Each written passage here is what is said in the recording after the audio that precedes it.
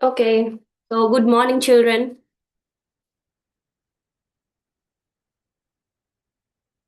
Do you both have your sheet in front of you, right? So I think you know what our chapter we are going to cover. So here, first we are going to learn about ratio. Okay? So children, where we use ratio? We use ratio when we compare one thing to another thing. Okay? For example, if I says like I have 3 apples and 2 bananas. Then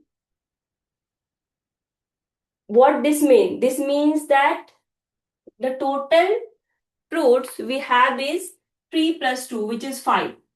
And in this 5, we have 3 apple and 2 bananas. So we denote it like this way. 3 ratio 2. This is the symbol of ratio.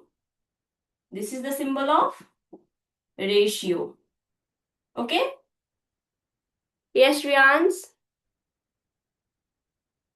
You like froze for a minute. Like you froze. You like that. Again. That's it. So we didn't hear like most of the part. Okay.